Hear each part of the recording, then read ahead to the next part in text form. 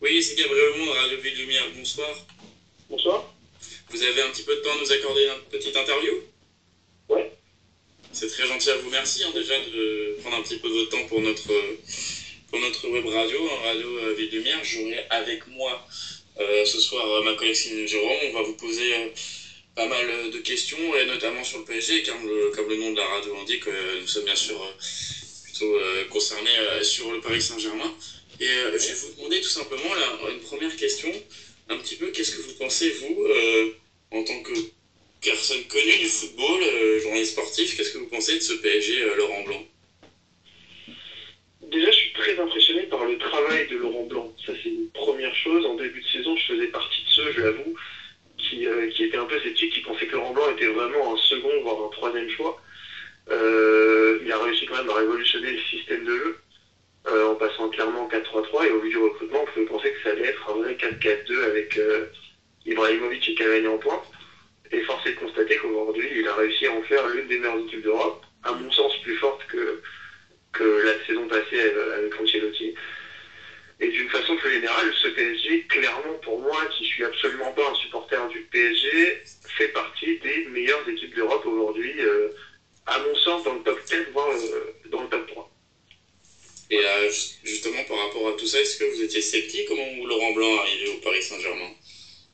Ouais, comme je vous le disais, moi, quand Laurent Blanc est arrivé, je faisais vraiment partie des sceptiques. J'avais des doutes sur sa capacité à gérer le vestiaire et sur sa capacité à apporter un plus par rapport à ce que faisait Ancelotti, qui, à mon sens, malgré tout ce qu'on peut dire, arrivait quand même à faire jouer le PSG avec ses qualités. Cette année, Laurent Blanc, il arrive quand même à en faire une équipe joueuse et dominatrice dans tous ses matchs, que ce soit à domicile, à l'extérieur, en championnat, en Ligue des Champions. Et ouais, je faisais partie des sceptiques parce qu'à mon sens, c'était pas un nom assez ronflant pour tenir des joueurs à l'ego surdimensionné. On pense bien sûr à Ibra, mais pas seulement. Et c'est vrai que pour pouvoir... j'avais surtout peur au début, en fait, parce que j'ai souvenir d'un match où Thiago Silva a dit quelques jours plus tard, il me semble, à Téléfoot, qu'il avait lui-même constaté en étant sur le terrain qu'il y avait quelques modifications à apporter et qu'il en avait fait part à Laurent Blanc et que du coup Laurent Blanc avait appliqué ses conseils. Et à ce moment-là, je me suis dit, oula, si les joueurs commencent à eux-mêmes, entre guillemets, se prendre en main, c'est mauvais signe pour Laurent Blanc, mais derrière, il faut bien admettre qu'il a tenu la baraque. Bonsoir. Pour revenir sur ce que vous venez de nous dire, vous nous dites que le PSG est une des plus grandes équipes d'Europe. Est-ce que le PSG a aujourd'hui les moyens de gagner la Ligue des Champions? À mon sens, aujourd'hui, le PSG peut battre n'importe quelle équipe sur un match aller-retour. Voilà. Évidemment, aujourd'hui, pour moi, la meilleure équipe d'Europe, la plus complète, c'est le Real Madrid. Faut pas se leurrer. Si le Real Madrid joue à 100%, je vois pas ce qui peut aujourd'hui les empêcher d'aller gagner la Ligue des Champions. Ronaldo est dans une forme éblouissante, Benzema aussi, Bale aussi. Le système de jeu d'Ancelotti, où il a fait baisser Di Maria dans le milieu à 3, est vraiment un atout indéniable. Mais pour en revenir au PSG, je pense que le PSG, sur un match aller-retour, peut battre n'importe qui, grâce d'abord à une rigueur tactique qu'ils peuvent appliquer sur les grands matchs, et grâce aux individualités qui peuvent faire la différence à tout moment. Maintenant, le petit scepticisme que j'ai, c'est un petit peu le même scepticisme que j'avais lors des grandes années de l'Olympique Lyonnais. J'ai peur que le PSG aujourd'hui, et c'est un petit peu ce qui s'est passé la saison passée, domine tellement son championnat et ne soit pas confronté à des adversaires à sa mesure, qu'il fait un petit peu des difficultés quand les difficultés arriveront. On ne peut pas encore parler de difficultés face au Bayer Leverkusen. On a bien vu jusqu'à maintenant, le match aller était d'une facilité déconcertante. J'ai peur au prochain tour, puisque le tirage au sort sera vraisemblablement assez compliqué, à moins qu'ils aient encore un peu de chance, mais là je pense qu'à un moment ils vont devoir y passer. J'ai un peu peur de ça, de ce contre-coup. Voilà. Mais malgré tout, il y a des joueurs d'expérience qui sont capables de gérer des joueurs un petit peu moins expérimentés à ce niveau-là. Mais j'ai un peu peur à ce niveau-là, ouais, du contre-coup qui pourra arriver de passer du championnat de France qu'il surdomine à la Coupe d'Europe, qui sera vraisemblablement beaucoup plus difficile. on vous a pas du tout entendu parler du Bayern de Munich quand vous parlez de la Ligue des Champions. C'est bizarre parce que ça fait partie quand même des gros favoris et des favoris désignés un petit peu par les médias, notamment en France, le Bayern. Ouais, le Bayern fait vraiment partie des favoris, mais je pense que le Bayern, un petit peu. Déjà, je pense que le Real Madrid, à mon sens, fait plus partie des favoris parce qu'ils ont un appétit que les autres n'ont pas. Et notamment le Bayern. Le Bayern est certes extrêmement fort cette saison, mais je pense que justement le fait d'avoir gagné la Ligue des Champions la saison passée, là où ils butaient depuis quelques saisons, que ce soit en finale contre Chelsea, que ce soit en demi-finale, etc., je pense que là ils se disent bon, on l'a eu, et quelque part, on se sent un petit peu moins obligé d'aller la gagner, on se fait plus plaisir. Et je pense que quand ils joueront des équipes qui auront, pardonnez-moi l'expression, qui auront vraiment la dalle, qui auront très faim comme le Real, ça passera pas. Après, effectivement, au niveau du jeu, on peut pas reprocher grand-chose au Bayern. J'ai juste peur que ce Bayern-là soit un petit peu trop dans une mentalité où ils ont envie de se faire plaisir et non pas envie de gagner. Alors que le Real Madrid, je pense qu'il y a des matchs, pour en avoir vu quelques-uns, où en se disant on va pas bien jouer, mais celui-là, on va aller chercher les 3 points. Et ils ont quand même des adversaires, à mon avis, un petit peu plus délicats à dominer dans leur championnat par rapport au Bayern. Le Bayern, c'est un petit peu le même souci que le PSG, à mon avis. Ils se baladent tellement à tout point de vue qu'ils peuvent caler face à des gros. Et on l'a vu cette saison. Alors certes, c'était un match qui comptait pas, mais Manchester City, au moment de les jouer en phase de poule, ils sont quand même allés gagner l'Allianz Arena. Et ça, à mon avis, c'est pas si anecdotique que ça. Et par rapport à tout ça, il n'y a pas une autre équipe peut-être qui peut aussi vous faire peur. Je pense que Manchester United, on peut les écarter maintenant. On sait jamais, mais on les voit en grande difficulté. Un Chelsea avec Mourinho, ça peut pas aussi faire trembler beaucoup de monde parce qu'on connaît un petit peu cette culture Ligue des Champions qu'il peut avoir et cette patte qu'il a notamment avec les Blues. Oui, le Chelsea de Mourinho est évidemment une équipe dont il faut se méfier à tous les niveaux, mais pardon d'insister sur le Real, mais là, au-delà de leur forme actuelle, j'en fais vraiment mon favori numéro 1. Et je vais même aller plus loin. Je pense que s'il y a une équipe qui peut les battre, c'est le PSG. Pour en revenir à Chelsea, je pense qu'ils sont trop focalisés maintenant sur le championnat. Mourinho, certes, il a très envie d'aller gagner cette Ligue des Champions, mais je ne sais pas si Chelsea, aujourd'hui, fait de la Ligue des Champions sa priorité. Et j'ai le sentiment que cette saison, l'équipe qui gagnera la Ligue des Champions sera une équipe qui aura fait de la Ligue des Champions sa priorité. Et aujourd'hui, Chelsea, avec, si je dis pas de bêtises, 7 points d'avance sur Arsenal, même si Arsenal a un match en moins, Chelsea, aujourd'hui, ne peut quasiment plus se permettre de laisser passer la première ligue, qu'elle lui file entre les dents. Après, effectivement, Mourinho, c'est Mourinho. Mourinho, il peut battre n'importe qui, n'importe quand, et en plus, il a des...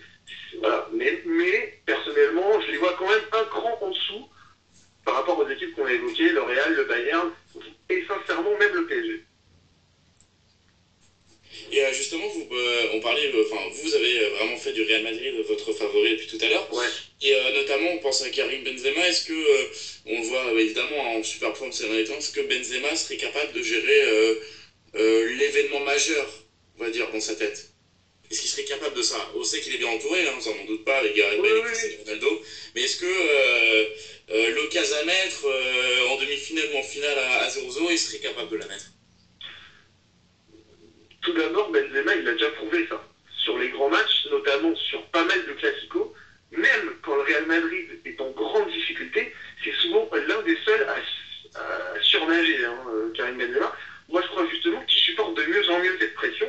Et surtout, quand vous me parlez d'une occasion à mettre ou de quelque chose comme ça, même quand il est donné, je pense notamment au dernier classico au Camp Nou, même quand il est rentré en deuxième période, alors qu'il n'était pas titulaire, il a eu ces occasions-là, il s'est créé des barres, il a vraiment mis en difficulté le Barça, quasiment à lui tout seul. Et pour en revenir aux occasions qu'il a à mettre, c'est pas vraiment son rôle finalement au Real. Le rôle de Benzema, c'est de se mettre, c'est le sentiment lié au service de Ronaldo, qui lui doit mettre les occasions et qui lui, pour le coup, je n'ai aucun doute, sait les mettre. Benzema, aujourd'hui, son rôle, c'est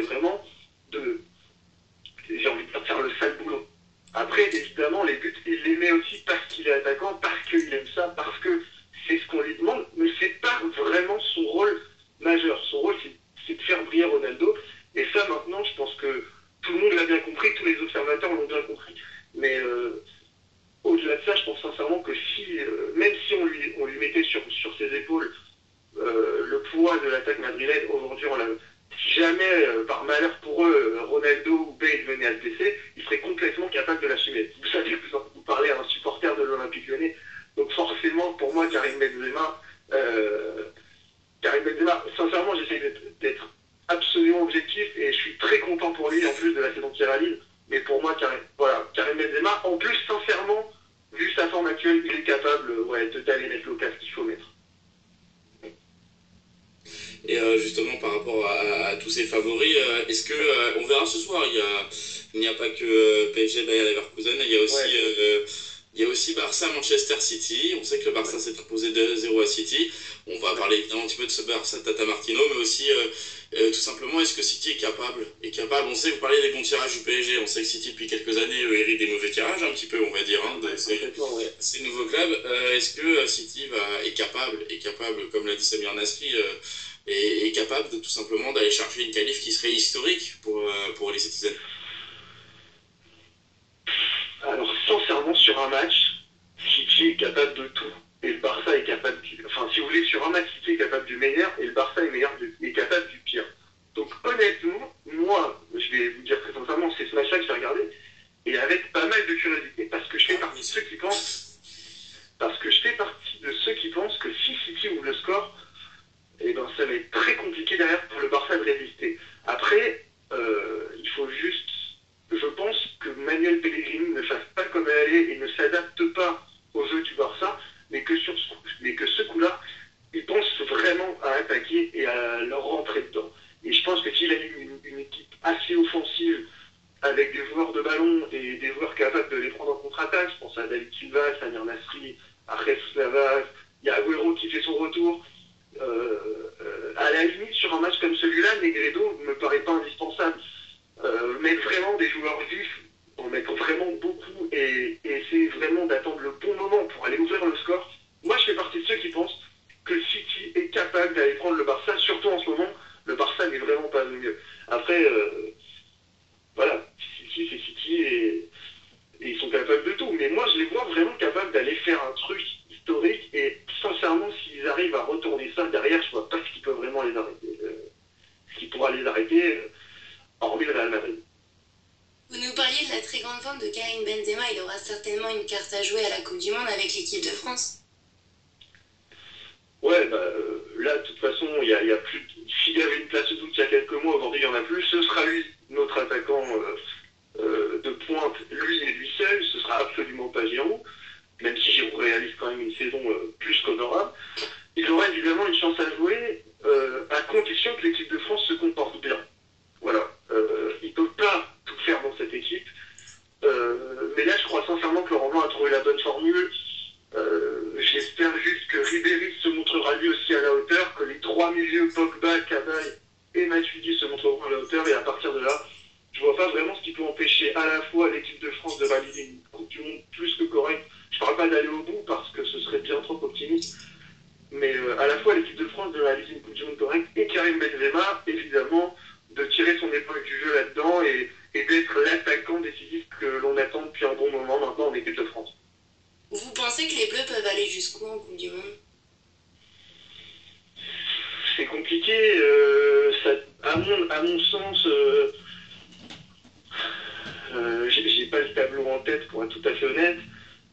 Il me semble qu'en sortie de groupe, il jouerait contre l'Argentine, c'est ça, non? Ouais, c'est ça. On peut se faire l'Argentine, ouais, en huitième. Ce serait là. Ouais, après, sincèrement, l'Argentine... C'est une possibilité, hein, parce que... Oui, c'est... ouais. Moi, je les vois aller en quart de finale, mais pas beaucoup plus, l'équipe de France. Je suis un peu pessimiste sur ce coup-là. Après, l'équipe de France est capable de tout. Ça fait un peu le mec qui veut pas signer, mais voilà. Moi, sincèrement, je les vois aller en quart de finale, mais pas beaucoup plus. Il y a trop d'équipes qui nous sont supérieures. Il y a l'Allemagne, évidemment, le Brésil. À mon avis, l'Italie va évidemment être dans le dernier carré, comme d'habitude.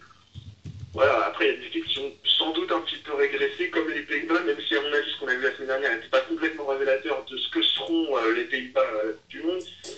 Mais voilà, il y a trop d'équipes qui nous sont supérieures pour aller, à mon sens, plus loin que les quarts de finale. Sincèrement, même l'Argentine, offensivement, c'est quand même vraiment trop fort pour qu'on puisse résister sur un match entier, à mon avis. Après, voilà, l'équipe de France est capable de tout, mais moi, je vois les quarts de finale, et sincèrement, ce sera déjà pas mal, parce que la finalité et l'objectif, c'est d'arriver vraiment très, très, très costaud à l'Euro 2016. Et à ce moment-là, avec notre jeune équipe qui va vraiment mûrir, je pense à un Pogba, je pense à un Varane, je pense à un Sakho, je pense que là, on pourra vraiment parler de l'équipe de France comme l'un des vrais favoris, mais seulement à l'Euro 2016 et pas avant. C'était très intéressant, vous parliez d'être pessimiste en pronostiquant quart de finale, mais c'est pas mal déjà, de là où on vient. Ouais, mais vous savez, en France, quand on pense à... Si vous voulez, c'est un petit peu pour étendre l'optimisme ambiant qui règne là depuis le match de l'Ukraine. Et évidemment, l'équipe de France a été géniale, elle nous a tous fait vibrer contre l'Ukraine. Évidemment, on a tous pris du plaisir la semaine dernière face aux Pays-Bas en se disant ah bah voilà, finalement on n'est pas si nul, si on prend les Pays-Bas 2-0 assez facilement, c'est qu'on va aller loin du monde. Moi j'essaie simplement de tempérer un petit peu, ça restait un match amical, les Pays-Bas n'étaient pas à 100%. Voilà, les quarts de finale, après vous me dites c'est pas mal. Ouais, c'est pas mal, mais ça veut dire qu'on est dans les 8 meilleurs et pas... Ouais, de là où on vient, c'est pas si mal. Mais après, sincèrement, quand on regarde notre 11, on mérite quand même mieux. Enfin, et les clubs dans lesquels évoluent tous les joueurs de l'équipe de France et l'importance qu'ils ont tous en club.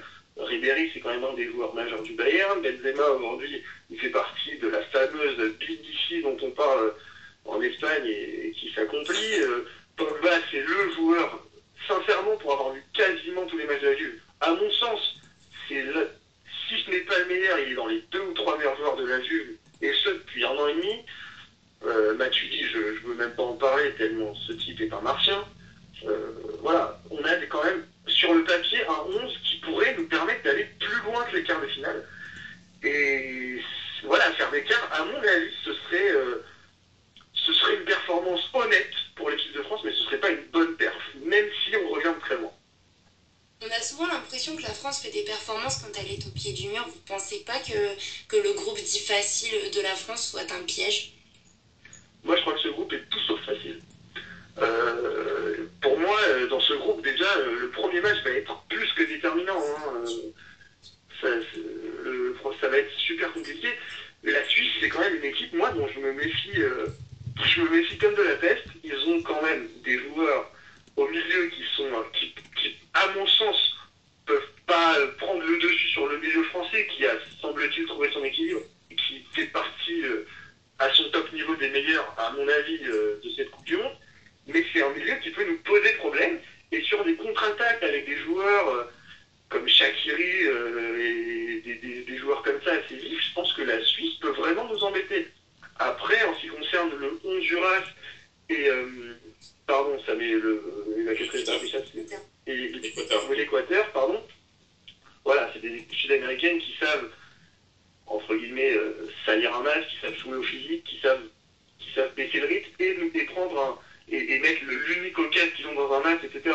Même si l'Équateur peut nous sembler un petit peu plus faible. Ce groupe-là, sincèrement, voilà, je pense que l'équipe de France n'aura pas trop de mal à sortir de ce groupe, mais j'en fais pas non plus le favori de ce groupe, le favori indiscutable. À mon avis, la France et la Suisse vont se disputer la première place qui a, semble-t-il, son importance, puisqu'elle permettra, a priori, d'éviter l'Argentine. Voilà. Voilà. Après la Coupe du Monde, on sait ce que c'est. Rien ne se passe jamais comme prévu. Mais voilà, moi j'ai une vraie méfiance par rapport, surtout au Honduras et par rapport à la Suisse. Surtout la Suisse. Voilà. La Suisse, je m'en méfie comme de la tête. Clairement, elle nous a jamais réussi et c'est pas maintenant que ça va commencer, c'est le sentiment que j'ai. Voilà. On va pas oublier le match de 2006, ce fameux premier match du premier tour où miraculeusement la France s'est pas inclinée sur ce fameux coup franc qui avait heurté plutôt Barthez qui ferme les jambes, on s'en souvient, on peut pas oublier. Bien sûr. 2006 et tout ça. Mais même malgré tout, le match face aux Pays-Bas se veut pas vraiment rassurant et optimiste pour les Bleus, ou c'est qu'une façade face à une équipe avec beaucoup d'absents dans un match où tout le monde s'en fout?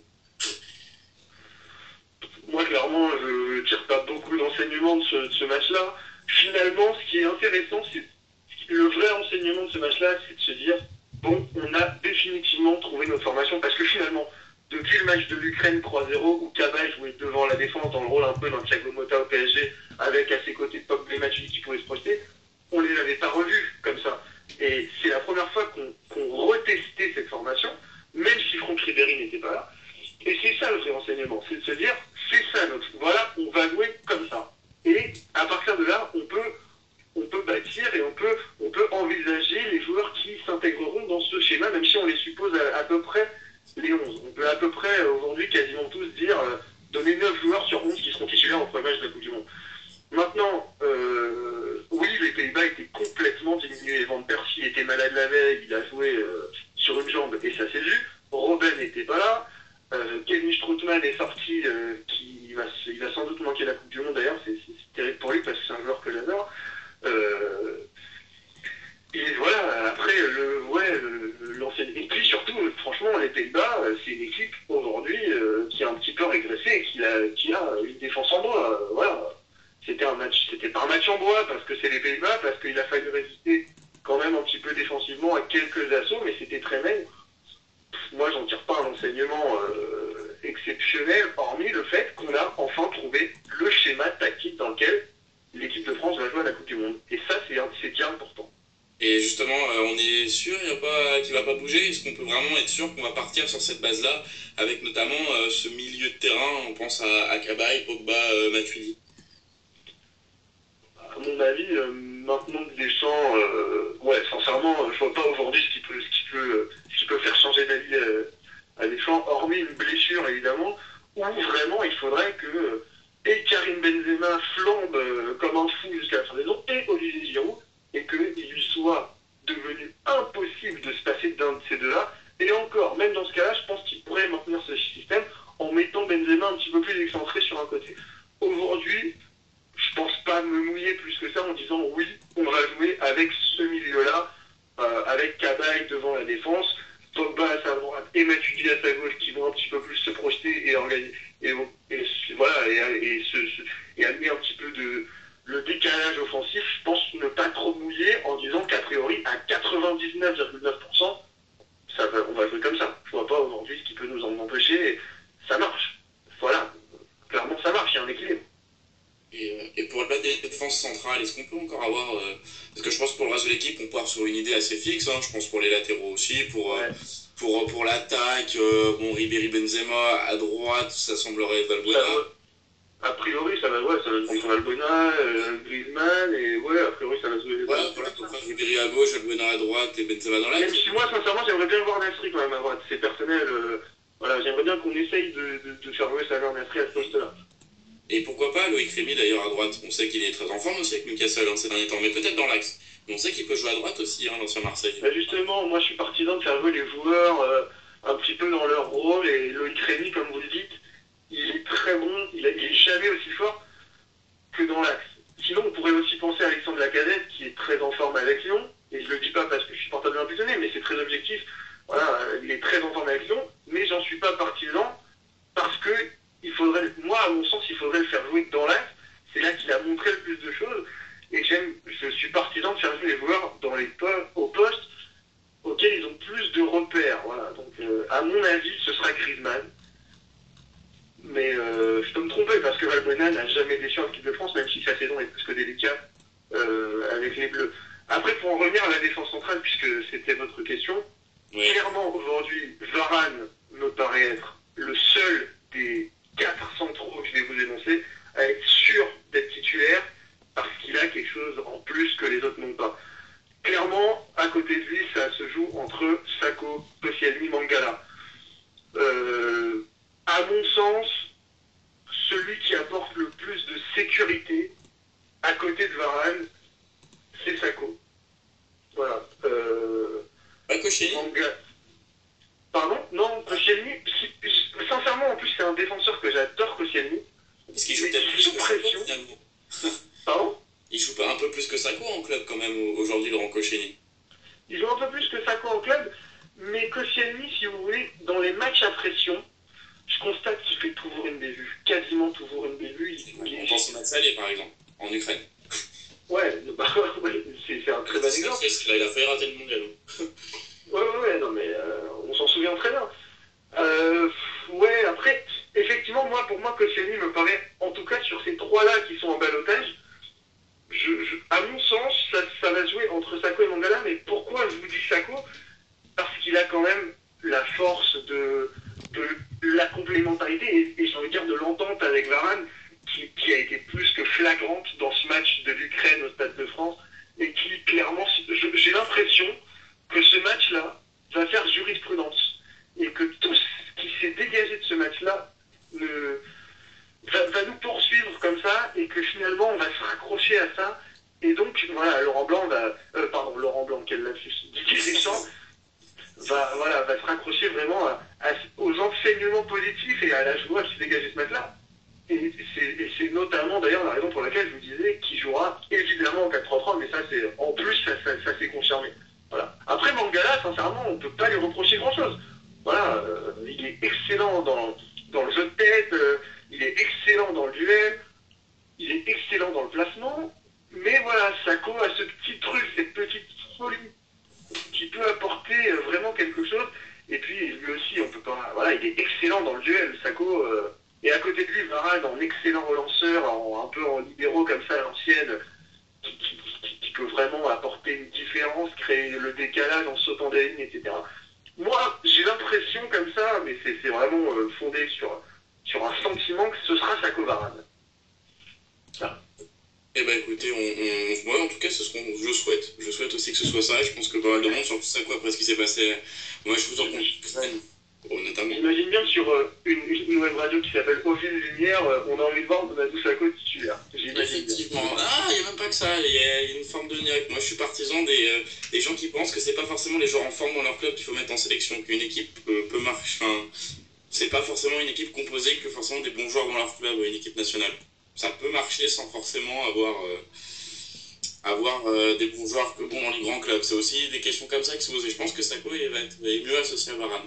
Mais en même temps, ce que je vous disais tout à l'heure est un petit peu contradictoire avec ce que je vous disais. Moi, enfin voilà, j'ai été dans la contradiction parce que, à mon sens, Cabaye jouera évidemment devant la défense, ce sera lui, alors qu'il est aujourd'hui pas un titulaire clair et net pour aller au bout.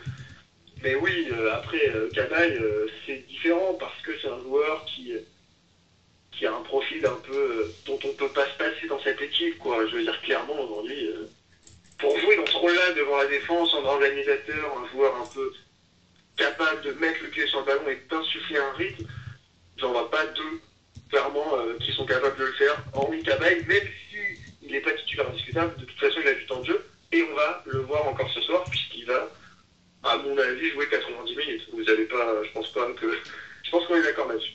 Ouais, il n'y a pas raison, parce que le PSG, on peut dire, est qualifié à 99,9%. Ouais, à 100%. On va y aller. On peut. Écoutez, on va vous remercier de nous avoir accordé un petit peu de temps. Merci à vous. Et en espérant vous revoir, pourquoi pas bientôt chez nous, et justement parler de tous ces pronostics possibles dans les moments à venir, et vous souhaiter bonne continuation pour la suite. Merci beaucoup, merci à vous aussi et bonne continuation. C'était un moment très agréable. J'espère avoir répondu comme il fallait à vos questions. Ouais, évidemment. Merci, c'était parfait. Vous avez dit que le PSG peut gagner avec des champions. Pour nos éditeurs, c'est parfait. Je vous ai dit qu'il pouvait gagner avec des champions, mais que je voyais quand même le Real Madrid. Oui. Et sincèrement, déjà le PSG qui peut, c'est pas mal, hein. Oh, mais j'enfonce une porte ouverte. Évidemment qu'ils peuvent la gagner parce qu'ils sont capables de tout. Moi, sincèrement, j'aimerais beaucoup voir quand même un PSG Real. Je pense que ce serait très très très intéressant, vraiment d'un point de vue du foot, quoi. C'est ce qu'on aimerait voir tactiquement, et puis il y aurait forcément du spectacle. Moi, j'attends le tirage avec impatience en espérant vraiment qu'on ait un PSG Real au prochain tour. Voilà. Ce serait le grand test pour le PSG. Ah oui, ça ce serait le moins compliqué. Et clairement, si le PSG sortait gagnant cette confrontation, il serait derrière évidemment les grands favoris de cette Ligue des Champions, à mon sens. Voilà. Ben, on sait qu'ils vont tomber sur l'Olympiakos de toute manière, comme d'habitude sur le tirage. Mais ouais, c'est encore un pronostic. Ouais. Je le souhaite pas parce que finalement, il faut passer par les grandes équipes pour aller au bout dans ces compétitions-là. Et voilà, autant se mettre dans le plus vite possible. Le PSG, pour le moment, ils se baladent, ils vont arriver. C'est les quarts de finale le prochain tour et ils vont arriver en quart en n'ayant pas affronté vraiment un adversaire à leur mesure. Et voilà, il y a un moment, il faut que ça commence, quoi. On attend que ça. Voilà. Et le plus tôt Et ben on surveillera tout ça et puis on aura l'occasion certainement d'en reparler du coup avec vous ici. J'espère en tout cas. Merci beaucoup. De rien. Bonne soirée. Merci, bonne soirée, bon match. Merci. Au revoir.